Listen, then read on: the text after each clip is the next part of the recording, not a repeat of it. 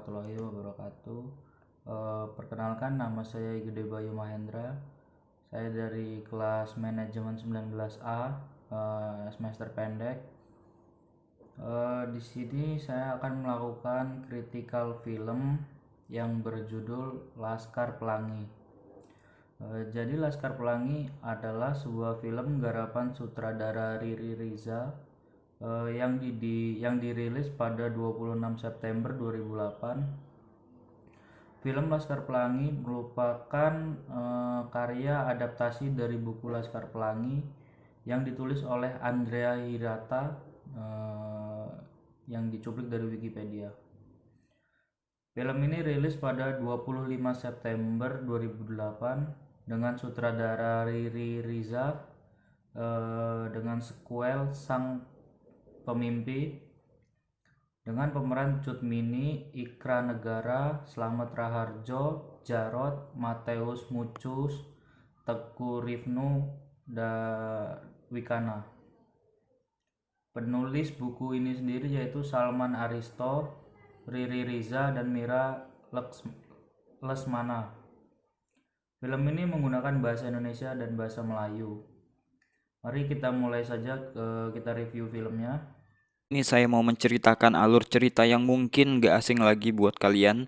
Sebuah film Indonesia, judulnya Laskar Pelangi. Semoga cara saya bercerita bisa menghibur kalian semua, dan langsung aja kita mulai alur ceritanya. Cerita tentang pendidikan di Pulau Belitung di tahun 1974, di mana ketika itu pulau ini punya potensi timah yang luar biasa, sehingga masyarakat mayoritas bekerja sebagai kuli di pertambangan timah. Adalah Ikal, anak dari seorang bapak yang bekerja di penambangan timah. Pagi itu adalah hari Ikal akan didaftarkan ke sekolah. Dengan menggunakan sepeda, ayahnya membawa Ikal untuk didaftarkan ke sekolah. Pada waktu itu, sekolah dianggap gak ada gunanya.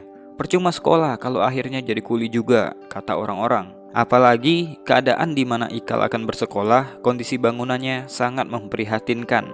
Sekolah SD Muhammadiyah ini merupakan sekolah Islam tertua di wilayah itu. Jadi seorang guru bernama Bu Muslimah bersama Pak Harfan berniat untuk menghidupkan lagi sekolah itu demi menyelamatkan pendidikan anak-anak miskin di salah satu pulau terkaya di Indonesia. Sebenarnya, selain SD ini ada sekolah lain. Sekolah swasta bernama SD PN Timah yang merupakan sekolah untuk orang-orang menengah ke atas, dengan kondisi yang ibarat bumi dan langit dengan SD Muhammadiyah. Sayangnya, supaya SD Muhammadiyah bisa melakukan aktivitas belajar mengajar, pemilik sekolah pusat memberikan syarat minimal harus ada 10 murid baru yang mendaftar. Dan pada pagi hari itu, Bu Muslimah dan Pak Harfan sudah mendapatkan 9 calon murid yang akan bersekolah di sana. Kurang 1 orang lagi.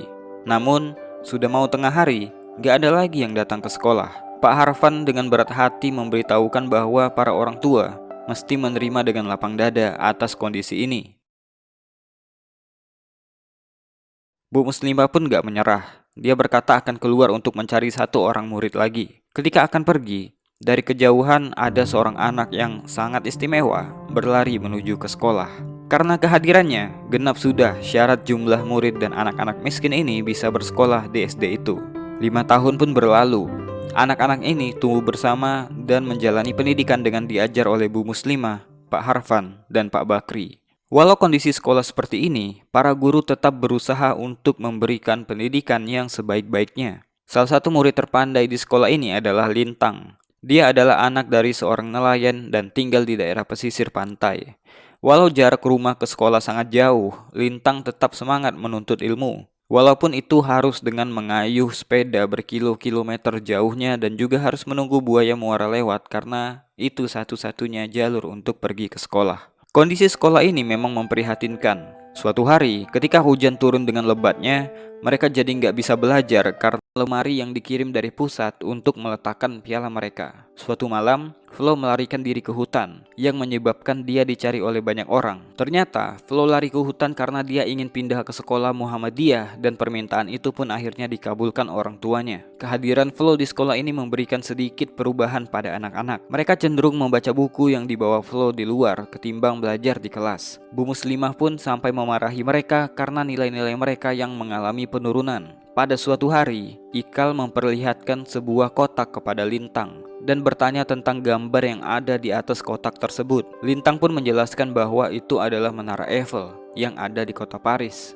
ibu kota Prancis. Di sana banyak orang-orang pintar, orang-orang hebat, para ahli, seniman, semuanya ada di sana. Dengan mengutamakan pendidikan karakter dan budi pekerti, anak-anak miskin ini bisa mendapatkan pendidikan yang layak. Beruntunglah kita masih bisa bersekolah dengan fasilitas yang lengkap dan nyaman. Sementara banyak saudara-saudara kita, adik-adik kita di Indonesia saat ini masih belajar dengan fasilitas yang gak beda dengan film ini. Pesan film ini sangat sederhana. Tempuhlah pendidikan setinggi mungkin apapun kondisinya. Semangat tuntut ilmu, semangat kejar cita-cita.